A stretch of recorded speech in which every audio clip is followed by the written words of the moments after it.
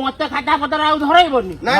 ଇଏ ହନୁମାନ କାମ ତମେ କାଇଁ ଏଥର ମୁଣ୍ଡ ପୁର ତମେ ଗୋଟେ ଅନୁଷ୍ଠାନ ବୁଝୁଛ ଅଷ୍ଟବରୀ ବୁଝୁଛ ସେ ନୂଆ ଲୋକ ନୂଆ ପିଲା ସେ ନିଅନ୍ତୁ ବଡ ବାପା ଆଉ ତମେ ଟିକେ ରହିବ ଜାଣିଲ ସେ ମିସ୍ତ୍ରୀ ଆଉଛି ଆଉ ଟିକେ ମାପ ଯିବ ଟିକେ ଧରାଧରି କରିବ ଟିକେ ମାପ ସେ ଦେଇଯିବ ଆଉ କାଲିଠାରୁ ସେ ପିଲର କାମ ଆରମ୍ଭ କରିବେ ଆଉ ଦୋଳ ପରେ ଓଳେଇ ଦିଅ ଟିକେ ଭଲ ହେଇଛି। ଆରେ ଫକୀରା ତୁ ଗାଁରେ ଥିଲୁ ଏଠି ଆମ ଠାକୁରଙ୍କର ଗୋଟେ ବାଲି ଗୋଟେ ଟ୍ରିପ୍ ପଡିଥିଲା ଗୋଡି ବୋଧେ 10-15 ବସ୍ତା ପଡିଥିଲା ବାଲି ଜମା 2-4 ବସ୍ତା ବାଲି ପଡିଛି ଗୋଡିର ଦେଖା ଦର୍ଶନ ନାହିଁ।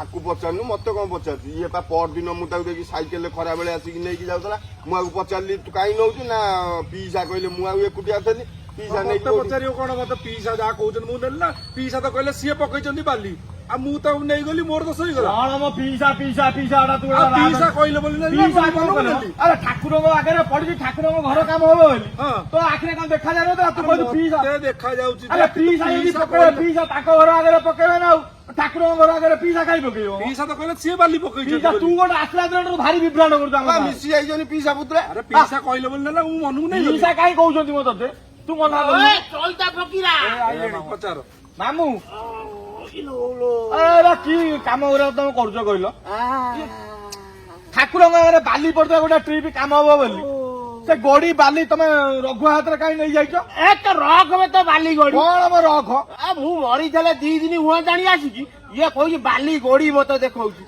ରଖ ଆବେ ହେ ରଘୁଆ ତୁ ଆସିକି ଏଠି ଦିଅ ଭଲ ନାହିଁ ମୁଁ ଆସିକି ଘରେ ମୁଣ୍ଡାଉଛି କୁଆଡେ ଗଲା ବୋଲି ଫୋନ ଟାକୁ ସୁଇଚ ଅଫ୍ କରିଦେଇକି ଆସିକି ଆଙ୍କରି ପାଖରେ ମସ୍ତ ହଉଛି। ଆରେ ମସ୍ତ କଣ ମୁଁ ତ ଆଇଲି ଏପଟେ ମତେ କହୁଛି ବାଲି କିଏ ନେଲା ଆଉ ମୁଁ କହିଲି ପିଇସା ପଠେଇଲେ ବୋଲି ମୁଁ ବାଲି ନେଇଛି ତମେ କୁହ ତମେ କହିଥିଲ ବୋଲି ମୁଁ ବାଲି ନେଇଛି ତମେ କହିଦିଅ କଣ ବେ ସେ ଖରା ବେଳ ଯାକ ଛୁଆକୁ ଧରିକି ଏଠି କଣ ନାଟ ତାମସା ଚଲେଇ ଯୋଉ ହନୁମାନ ତିଆରି ହେଇଗଲେଣି ଆମେ ସେଟା ଆଣିକି ଯାହା ଯେତିକି ଅଛି ପଇସା ପତ୍ର ତାକୁ ଥୁଆ କରେଇଦବୁ ପିଲର ଆଜି ଗୋଟେ ଚିହ୍ନ ଦଉଛୁ ଯଦି ପିଲର ପାଇଁକା ପଇସା ହେଲା ନହେଲେ ନାଇଁ ଟିଣରେ ସେଟ୍ କରିଦବ ଯୋଉ ଇଏ ହେଇଯିବ ଘର ହଉ ସେ ବ୍ୟବସ୍ଥା ଦେଖିବା ଯାଉ ଆଉ 4-6 ଦିନ ବୋଲ ଏଇ ଟିକେ ଗୋଟେ କାମ କରିବ 2-3ଟା ତ ଅଛ ଏଠି ପଇସା ଦଉଛି ଅଲଗା କଣ ନେଇକି ଆସିବ କଣ ହେଇଛି ମୋ ପେଟ ପୁରା ଦେଖୁନୁ କେମିତି ଟୁକେଇକି ପୁରା 2 ଦିନ ହେଲା ରଖିଛି ଯେ ଇଆଡୁ ଛାଡୁ କଣ ଖାଇଦେଇଛ ଫେରେ ଆଉ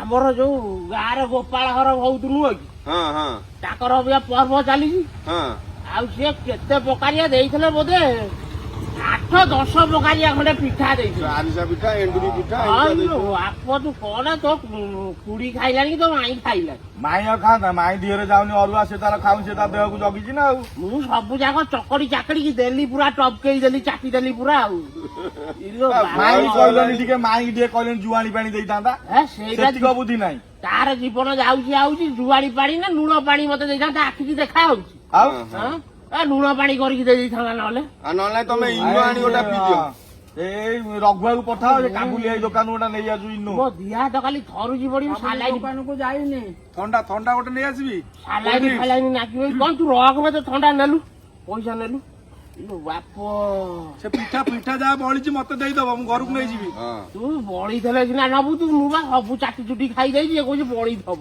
ସବୁ ନେଇକି ଯା ତୁ ଏତେ କଥା କହ ନା ହଉ ଇଏ ଯୋଉ କାମ ଧନ୍ଦା ଯୋଉ କହୁନ ଯାଉ ଆଉ 2-4 ଦିନ ବୁଝିବା ଆଉ କଣ ନାଇଁ ବୁଝିବ କଣ ଆମେ ବା ଦୀପୁନା ତାକୁ କହିଦେଇଛୁ ସିଏ ବୁଝିବ ଆଉ ସେ କଣ ମୁଁ ବୁଝି ମତେ ଖାତା ପତ୍ର ଆଉ ଧରେଇବନି ଇଏ ହନୁମାନ କାମ ତମେ କାଇଁ ଏଥର ମୁଣ୍ଡ ପୁର ତମେ ଗୋଟେ ଅନୁଷ୍ଠାନ ବୁଝୁଛ ଅଷ୍ଟବରୀ ବୁଝୁଛ ସେ ନୂଆ ଲୋକ ନୂଆ ପିଲା ସେ ନିଅନ୍ତୁ 4 ଦିନ ତାର ବି କଣ୍ଟାକ୍ଟ କରୁଛି ନା ଆଇଡିଆ ଭଲ ନା ସିଏ ଅଣ୍ଟ ନଟ ହେଲେ ଲୋକ ସମ୍ପର୍କ ଭଲ ସେ କାହାକୁ କହିଲେ 2 ପଇସା କିଏ କୋଉଠି ଦେବେ ମୁଁ କଣ ଅଷ୍ଟବରରେ ଦେଇନଥିଲି ନିଅଣ୍ଟ ହେଇଥିଲା ପଇସା ମୁଁ 50-60 ମୁଁ ପୁରା 50-60 ତମେ ଆମରି ଛାଡୁନ ଚଇତା ବଜାର ତମେ 2 ଜଣ ଦବ ମନ୍ଦିର କାମରେ ଦାଦା ତମେ ମୁଣ୍ଡ ପୁରା ନା ତମେ ସେଇ ଯୋଉ ଅଷ୍ଟପହରୀ ବୁଝ ଯୋଉ ଦୋଳ ବୁଝ ସିଏ କଣ ମୋ ଚାହିଁ ଏମିତି ବଡ ହେଇଗଲା ତାକୁ ଖାତା କତିଆର ଧରିବାକୁ ବସିଲ ନାଇଁ ଦାଦା ବଡ ସାନଠ ହିଁ କଥା ନାଇଁ ଯାହାର ଭକ୍ତି ଭାବ ଅଛି ଆମେ ଜାଣିଛୁ ସିଏ ହଉଛି ମାନେ ପଇସା ତମ ପାଖରେ ସମୟ ନାହିଁ ତମେ କେତେବେଳେ ବ୍ଲକ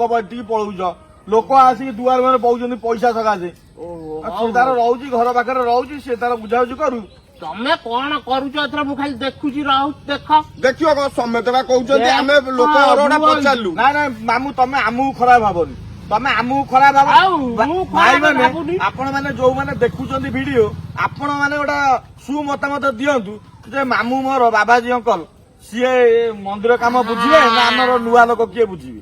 ଆପଣ ମାନେ କୁହନ୍ତୁ। ଫକୀରା କହୁନୁ ଅନେଇଛୁ। ରୁହ, ତମକୁ ମୁଁ ଆଜି କହିଦେଇ ଯାଉଛି, ଦେଖ ଅଣ୍ଟ ନିଅଣ୍ଟ ହେଲା ବେଳକୁ ଯଦି ମୋରି ପାଖକୁ ତମେ ନ ଆଇଛ, ମୋ ନାଁ ବି ବାବା ସୋଇ ନୁହଁ। ମୁଁ ଏଇ ନିଶରେ ଏମିତି ହାତ ମାରିକି ଯାଉଛି। ଅଣ୍ଟିବ ନିଅଣ୍ଟ କାହିଁ ଆମର ହବ? ଯେତିକି ଆମେ ବାଟକୁ ଯାଇ ବାଲି ପକେଇ ତମେ ନେଇଗଲାଣି, କାମ ଆରମ୍ଭ ହେଇନି, ଆଉ ଅଣ୍ଟିବ କେମିତି? ଗୋଡି ବା ଗୋଡି ତୁ କହୁଛୁ କଣ? ଗୋଡି 20 ବ୍ୟବସ୍ଥା ଥିଲା। ହଉ ତମେ କଣ କରୁଛ ମୁଁ ନେଇଯାଇଛନ୍ତି ଦାଦା ତାଙ୍କ ଗୁଆଳେ ପକେଇବାକୁ। ଗୁହାଳେ ପକେଇବାକୁ? ହଁ ଆରେ ଠାକୁରଙ୍କ ପାଇଁ ଆସି ଗୁହାଳେ କଣ ପଡିବ? ଆରେ ଗୋ ମାତା ସିଏ ବି ଠାକୁର ବା। ସିଏ ଠାକୁର ଆମେ କଣ ମନା କରୁଛୁ? ସିଏ ତମେ ଗୁହାଳ ତମ କହିଲା। ଗୁହାଳ ସଜାଡିବ, ତମେ ତମର ଗୋଡି ବାଲି ସିମେଣ୍ଟ ଆଣିବ ନା ଠାକୁରଙ୍କର ନେଇ ତମର ରିପେୟାର କରିବ? ହଉ ତମେ ହଉ। କଣ କରୁଛ କର, ତମେ ଅଣ୍ଟ ନିଅଣ୍ଟ ହଉ ସେଇ ନାଇଁ ନାଇଁ ଆମର ଯେତିକି ଚୁନା ସେତିକି ପିଠା କରିବା। ଆମର କାହିଁକି ଏତେ ଆଡମ୍ବର କରିବୁ ଯେ ଆମର ଅଧାର ରହିବ। କରିହବନି। ମାନେ ଯେତିକି ଏମିତି ଦରକାର ଲୋକ ସେତିକି କରିବୁ। ବା କହୁଛି, ଏମିତି ଲୋକ ଜଗତେ ନାହିଁ, ମାନେ ତମ ମୁଣ୍ଡ ଖରାପ କରିଦବ। ଠାକୁର ଫାକୁର ମାନୁନାହାନ୍ତି କିଛି ନାହିଁ। ଭାଇ ମାନେ ଆପଣ ମାନଙ୍କ ଏରିଆରେ ଯଦି କିଏ ଅଛନ୍ତି ଏଇଭଳି ଲୋକ, ଟିକେ କମେଣ୍ଟ ମାଧ୍ୟମରେ ଟିକେ ଜଣେଇବେ, ଦୟାକରି ଜଣେଇବେ ଟିକେ। ନା କଣ କହୁନୁ ଫକୀରା? ସେୟା ବା ଗୋଟେ ଅନୁଷ୍ଠାନ ହେଇଛି। ବାଲି ପଡିଛି ଏଠି, ମୋ ପୁଅ ଆଣି ପକେଇଛି, ଆଉ ପଇସା ବି ତାକୁ ଦିଆ ହେଇନି। ନାଇଁ ନାଇଁ ମୁଁ ଦିଆ ଜମା ହେଇଯାଇଛି ନା। ଦିଆହେଇଛି? ହଁ। ପଇସା ଦିଆ ହେଇଯାଇଛି। ପଇସା ଦିଆ ହେଇଯାଇଛି। ଦେଇଦେଲ? ହଁ। ଆଉ ମୁଁ ବା ମନା କରିଥିଲି ଆଣିବନି। ନାଇଁ ନା, ନାଇଁ ଠାକୁର ପଇସା ଜିନିଷ ଠାକୁର କାହିଁ କାହାର ହବ? ବାକିବୁ କଣ? ଆମର 10 ବର୍ଷ ନାଗୁ 15 ବର୍ଷ ନାଗୁ କିଣିବେ 5,000 3,000 ହବ। ହଁ। କିନ୍ତୁ ଦାଦା ଏ କାମରେ ମୁଣ୍ଡ ପୁରେଇବେନି। ଯଦି ଦୀପୁନା ଦାଦା ବୁଝିବ, ଆମେ ଯେତିକି ପାରିବୁ ବୁଝିବୁ ବାସ୍। ବାସ୍ କାମ ସଇଲା। ଅଲଗା କାହାକୁ ମୁଣ୍ଡ ପୁରିବା ଦରକାର ଆଉ ନାହିଁ। ବାବା ସିଧା ବୁଝିଲେ ଖାଇଦବ ଅଧେ ପଇସା। ସେ ହିସାବ ଏମିତି ଦେଇଦବ ଯେ ତମେ ଗାଁରୁ କୋଉଠି ଜମିବାଡି ବିକିକି ତାକୁ ଦବ, ପୁଣି କହିବ ମନ୍ଦିର ପାଇଁ ମୁଁ ପଇସା ଦେଇଥିଲି। ଆରେ ବା ଗୋଟା ଲୋକ ଦେଖୁନୁ, ଗୋଟା ଲୋକ ଦେଇଥିଲା, କହିଲା ଭାଇ ଠାକୁର ମନ୍ଦିରରେ ଯାହା ସିମେଣ୍ଟ ଲାଗିବ, ମୁଁ କହିବି ଲାଗିବ କଣ 50ଟା ଖଣ୍ଡେ ଲାଗିବ। ସେ କହିବ କିଛି ଅସୁବିଧା ନାହିଁ, ମୁଁ କହିଦଉଛି ତମେ ନେଇଯିବ। ମାମୁଁ ଯାଇକି ସେଠି କହିଛି ମନ୍ଦିର କାମ ହବ ବୋଲି 35ଟା ସିମେଣ୍ଟ ନେଇଯାଇଛି। ସେ ଲୋକ କହୁଛି ମନ୍ଦିର କାମ କୋଉ ଯାଏଁ ଗଲାଣି, ଆଉ 15ଟା ସିମେଣ୍ଟ ରହିଲା। ମୁଁ 15ଟା ଆମେ ମୂଳରୁ ନେଇନୁ। ନା ତମ ମାମୁଁ ବା କହିଲେ କଣ ମନ୍ଦିର କାମ ହେଲାଣି 8 ଦିନ ହେଲାଣି। ମୁଁ କାହିଁକି ତାଙ୍କ ଯୋଉ ପ୍ଲାଷ୍ଟର ହଉଥିଲା ଆଉ ବାହାର ମୁଁ କରିଦେଇଛନ୍ତି। କାହିଁକି ତରତର ହଉଛି ମନ୍ଦିର କାମ ଆରମ୍ଭ କରିବାକୁ? ମନ୍ଦିର କାମଟା ଆରମ୍ଭ କଲେ ଚୋର ଧରା ପଡିବ। ମୁଁ ବୁଝିପାରୁନି ବୋଧେ। ଛାଡ ଛାଡ ଛାଡ। ଆଉ ଠାକୁରଙ୍କୁ ଟିକେ ମାନ। କାଇଁ ମାନିବା? ଇଏ ନିଧି ନା କରୁଛ ନା, ସେ ଭାବି ସାରିଲେଣି ଆଉ। କିଛି ମାନିବେନି ଆଉ। ସର୍ବ ହୋଇବେ କକାର ନଥିବ ଭେଦର ବିଚାର, ଏ ହୋଇବେ ଅଳ୍ପାୟୁଷ ପାପେ ସକଳେ ଯିବେ ଦାସ। ବାସ୍, କାମ ସଇଲା। ପ୍ରଭୁ ଜୟ ଜଗନ୍ନାଥ।